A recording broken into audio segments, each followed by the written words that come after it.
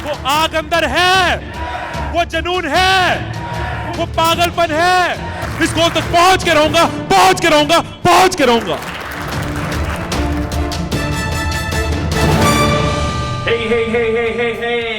Hello. जो लोग confident होते हैं, आत्मविश्वास से भरे होते हैं, विनर्स होते हैं, अचीवर्स होते हैं, लीडर्स होते हैं, सक्सेसफुल होते हैं, ये लोग सिर्फ मुंह से निकली आवाज से आपसे बात नहीं करते, ये अपनी बॉडी लैंग्वेज के साथ भी अपनी बात कह जाते हैं। तभी इनकी बातों का इंपैक्ट ज्यादा होता है, सॉलिड होता है, दमदार होता है। इनफैक्ट हमारी कम्युनिकेशन में भी वर्ड्स का यानी कि अल्फाजों का रोल सिर्फ 7% होता है, टोन ऑफ वॉइस का रोल 38% होता है एंड बॉडी लैंग्वेज का रोल 55% होता है। इट मींस के बॉडी लैंग्वेज का रोल सबसे ज्यादा है। इसकी वजह से दूसरे के माइंड में आपका इंप्रेशन सेट होता है। आप बिना बोले बहुत कुछ अपने बारे में अपनी बॉडी लैंग्वेज के थ्रू बता जाते हो। इट मींस कि हमारी बॉडी लैंग्वेज से दूसरे को मैसेजेस तो जाते रहते हैं। अब वो सही जा रहे हैं या गलत जा रहे हैं ये शायद हमें पता भी नहीं होता। यार सुन सुन सुन, हाँ बोल टिमी, एक ना जोर से शायरी आई है, कर दूं? Bring it on. ये आंखें, ये मुस्कान सब बोल जाती हैं, जुबान तो अल्फाजों से दोस्ती निभाती है। लाइफ स्किल्स का ट्रेनर होने के नाते से मैं ये दावे से कह सकता हूं कि अगर आपने बॉडी लैंग्वेज की टिप्स को समझ लिया एंड यूज किया तो आप अपने इंप्रेशन में, करियर में, कॉन्फिडेंस में, अपने रिलेशंस में बेहिसाब फायदा ले सकते हो। इनफैक्ट आप खुद सोचो, जब मूवीज में हीरोइन की एंट्री दिखाते हैं तो अदाओं के साथ क्यों दिखाते हैं? छींक मारते हुए क्यों नहीं? ऐसे एक्शन हीरो की जब एंट्री कराते हैं तो बॉडी के साथ सॉलिड और इरेक्ट पोजीशन में क्यों कराते हैं? कान खुजाते हुए क्यों नहीं? क्योंकि उनकी बॉडी लैंग्वेज ही आपके माइंड में उनका हीरो या हीरोइन वाला इंप्रेशन बनाती है।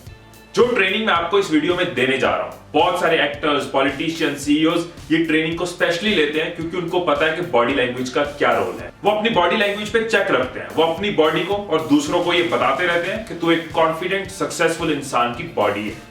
और क्योंकि मैं साइकोलॉजी का स्टूडेंट हूं एंड प्रोफेशन से ट्रेनर हूं, तो कॉन्फिडेंस के पीछे की साइंस में समझता हूं, इंप्रेशन के पीछे का लॉजिक मैं समझता हूं और वही मैं आपसे इस वीडियो में शेयर करने जा रहा हूं कि क्या है वो बॉडी लैंग्वेज के ऐसे टिप्स जो आप इजीली अडैप्ट कर सकते हैं, यूज कर सकते हैं एंड खुद को अंदर से एंड बाहर से कॉन्फिडेंट एंड सक्सेसफुल बना सकते हैं। हाँ, ऐसा भी नहीं है कि इन टिप्स को आपको हमेशा याद रखना है, आपको घर से कोई लिस्ट लेके नहीं निकलना।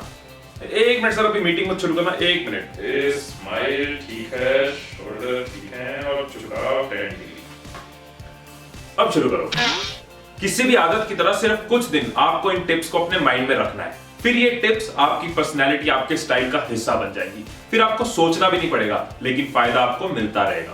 तो शुरू करते हैं। पहली टिप से आई कांटेक्ट। आपको पता है कि आपकी आई बॉल की मूवमेंट्स भी आपके थॉट्स के बारे में बताती हैं। जब हम कुछ याद करने की कोशिश कर रहे होते हैं, अपनी मेमोरी पे, अपने ब्रेन पे जोर डाल रहे होते हैं, तो हमारे आई बॉल्स लेफ्ट की तरफ ऊपर को हो जाते हैं। एंड जब हम कुछ इमेजिन कर रहे होते हैं या कुछ क्रिएटिव सोच रहे होते हैं या फिर झूठ बना रहे होते हैं, तो हमारे आई बॉल्स राइट की तरफ ऊपर को हो जाते हैं। अब कहा तो ये जाता है कि आई कांटेक्ट होना चाहिए, इससे आप दूसरे को अच्छे से सुन पाते हो, दूसरे को अच्छा भी लगता है, लोग हमारे करीब आते हैं, हमारे रिलेशन ग्रो करते हैं। पर पॉइंट ये है कि ये आई कांटेक्ट होना कैसा चाहिए। अगर आप किसी से बात करने वक्त उनकी आंखों में लगातार देखते रहो तो वो अजीब सा हो जाता है, अनकंफर्टेबल सा हो जाता है, वो घूरने जैसा हो जाता है। अगर आप बीच बीच में नीचे जमीन की तरफ देखते हो तो वो आपकी शाइनेस लगती है कि आप में हिम्मत नहीं है उनसे बात करने की, आंखों से आंखें मिलाने की। और ऊपर छत की तरफ देखो तो लगता है कि बंदा ढंग से सुन नहीं रहा, अपने ही ख्यालों में खोया हुआ है। अब आंखों में लगातार देख नहीं सकते, इधर उधर देखे तो हमारा ध्यान भी भटकता है और दूसरे को भी अपनी बात सुनाने का मजा नहीं आएगा, तो करे क्या? So secret is facial triangle. Facial triangle मतलब कि सबके चेहरे पे एक ट्रायंगल है, 2 आंखें और एक लिप्स का। और ये हो गए ट्रायंगल के 3 पॉइंट्स 1, 2 एंड 3। आप जब किसी से बात करो तो इस ट्रायंगल पे अपना आई कांटेक्ट बारी बारी रखते जाओ। पहले बारी बारी आंखों में देखो, जो कि हम करते भी हैं, एंड देन बीच बीच में लिप्स को देख लिया। अब ऐसा करने से एक तो आपको उसकी आंखों में लगातार घूरना नहीं पड़ेगा, और जब आप बीच बीच में उसके लिप्स की तरफ देखोगे तो उसके लिप्स को भी रीड कर पाओगे। एंड इससे दूसरे के माइंड में भी ये सिग्नल जाता है कि ये मुझे अच्छे से सुन रहा है, मेरी आंखों और लिप्स के थ्रू मुझे सुन रहा है, इधर उधर भटक नहीं रहा। आप ये ट्राई करके देखना, आप खुद रियलाइज करोगे कि आप दूसरे की बात को ढंग से सुन पा रहे हो और दूसरे को भी लगेगा ये बंदा मेरे में इंटरेस्टेड है, ये एक अच्छा लिसनर है। और वैसे भी आजकल दुनिया में हर कोई यही तो चाहता है कि उन्हें कोई अच्छे से सुन ले। कभी पैगाम दिया है, कभी पैगाम लिया है, कभी पैगाम दिया है, कभी पैगाम लिया है, इन आंखों ने रिश्तों में बड़ा काम किया है। सो फेशियल ट्रायंगल को यूज करके अच्छा लिसनर बनो, लोग आपको पसंद करेंगे, आपके और करीब आएंगे। Second tip, handshake. जब मैं जॉब करता था तो मेरे एक बॉस थे मनमीत सिंह, उनकी करियर ग्रोथ लाजवाब रही है। आज वो एक टॉप मल्टीनेशनल कंपनी के प्रेसिडेंट है। जब भी मैं उनको मिलता था ना तो मिलते एक मजा आता था। फिर मैंने साइकोलॉजिकली ऑब्जर्व किया कि उनको मिलते मजा क्यों आता है, एंड देन मुझे सीक्रेट पता चला कि उनकी हैंडशेक में दम था, जिस वजह से मिलते ही मजा आता था। आप भी ऐसे लोगों को मिलते होंगे जिनसे हाथ मिलाने में मजा होता है, और कुछ ऐसे लोग होते हैं जिनसे हाथ मिलाना सजा होता है। सीधी सी बात है कि कमजोर हैंडशेक कमजोर लोगों की पहचान होती है, और कमजोर लोग कभी कामयाब नहीं होते। कमजोर हैंडशेक कमजोर लोगों की पहचान है, और कमजोर लोग कभी कामयाब नहीं होते।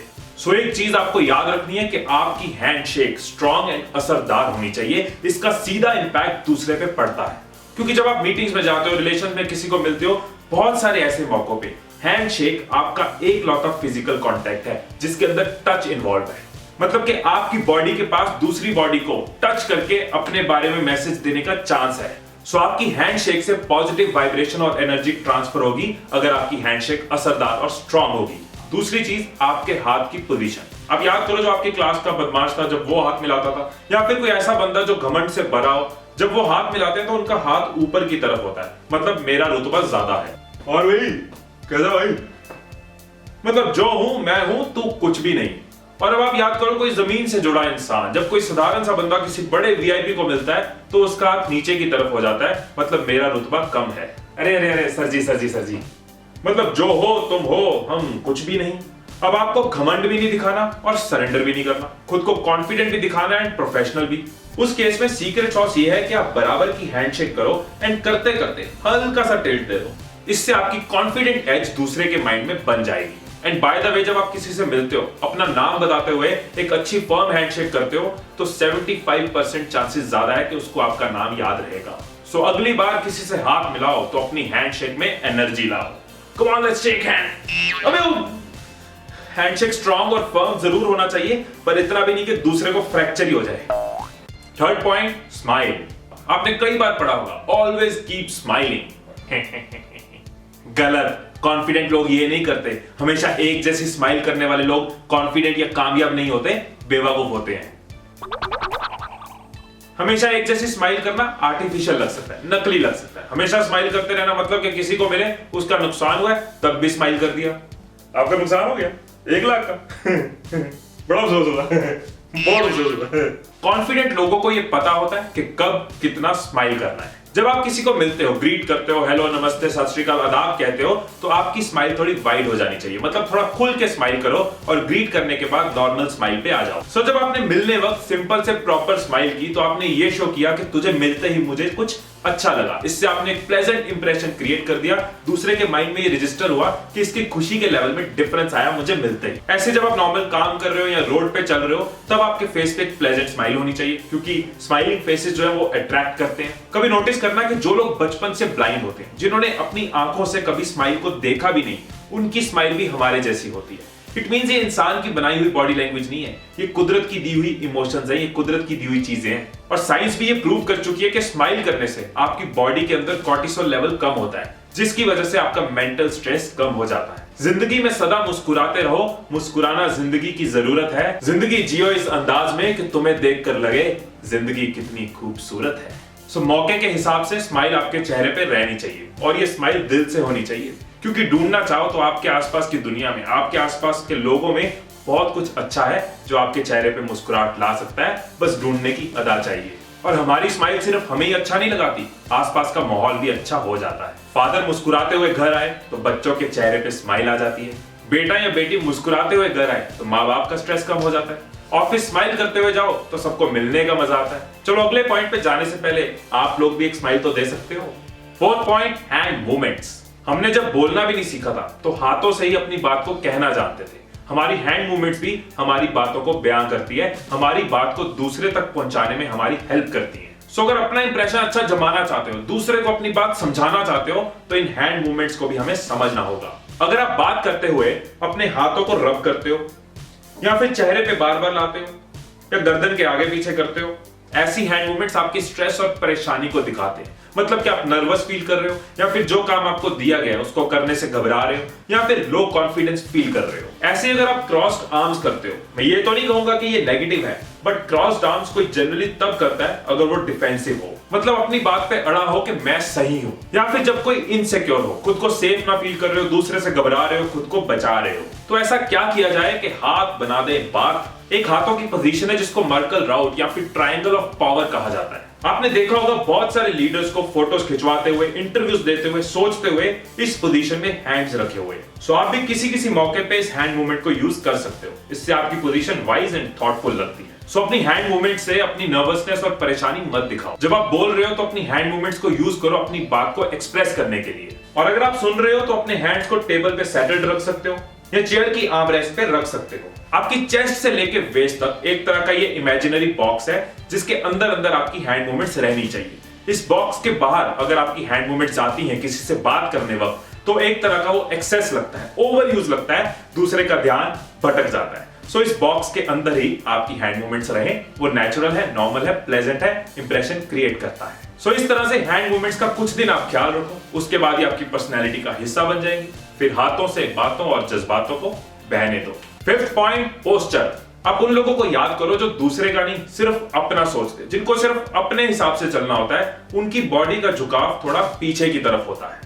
जो एटीट्यूड से भरे लोग हैं, कोई करप्ट मिनिस्टर हो या कोई ऐसा टीचर जो हमेशा अपनी ही चलाता है। हाँ बता, होमवर्क क्यों नहीं किया तूने, और तू ठीक से बैठ। अब उन लोगों को याद करो जो आप में इंटरेस्टेड रहते हैं। उनका झुकाव आगे की तरफ होता है, आपकी तरफ होता है। जो लोग पब्लिक में पॉपुलर है, जिनको लोग पसंद करते हैं। आपका कोई ऐसा रिलेटिव जो आपके फायदे के लिए आपको समझा रहा होता है। वो टीचर जो आपके पॉइंट को सुनते हैं, रिस्पेक्ट करते हैं। इसको करने का एक और तरीका मैं अभी समझाता हूं, पर आप अभी तक खड़े क्यों हो? बैठ जाओ। सो दूसरों को सुनने वक्त या अपनी बात समझाने वक्त अपनी बॉडी का झुकाव थोड़ा सा आगे को रखो। इससे दूसरे के माइंड में ये मैसेज जाता है कि आप उनको सुनने में इंटरेस्टेड हैं, आप उनकी तरफ इंटरेस्टेड हैं। रिश्तों में झुकना कोई अजीब बात नहीं, चमकता सूरज भी तो ढल जाता है चांद के आगे। ठीक है, आगे से ना झुक के बात करूंगा। ओ भाई, इतना झुकाव नहीं, तेरे दिमाग की ना एक्सपायरी डेट आ चुकी है, तू रहने दे। अगला जो सीक्रेट मैं आपसे शेयर करने जा रहा हूं, उसको मैंने खुद बहुत यूज किया अपने सेमिनार्स में, and that is point number 6, धांसू पोज।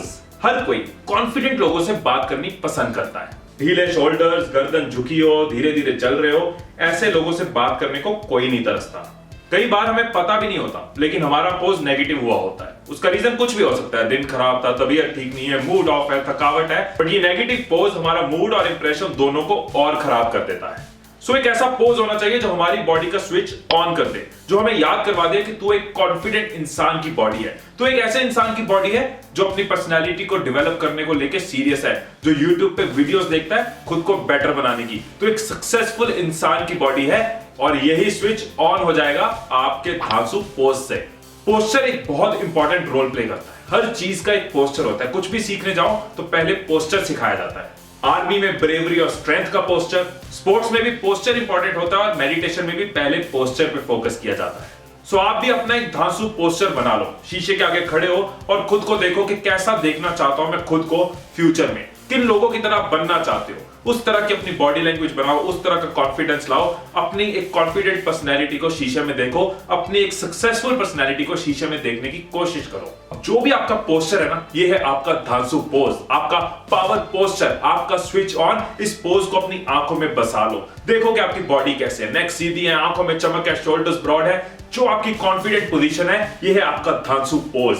अब जब भी कुछ इंपॉर्टेंट हो तो आपको पता होना चाहिए कि पहले मुझे अपने धांसू पोज में आना है। मीटिंग के लिए जा रहे हो या इंटरव्यू के लिए जा रहे हो तो अंदर जाने से पहले एक बार अपने धांसू पोज में आ जाओ, अपना स्विच ऑन कर लो।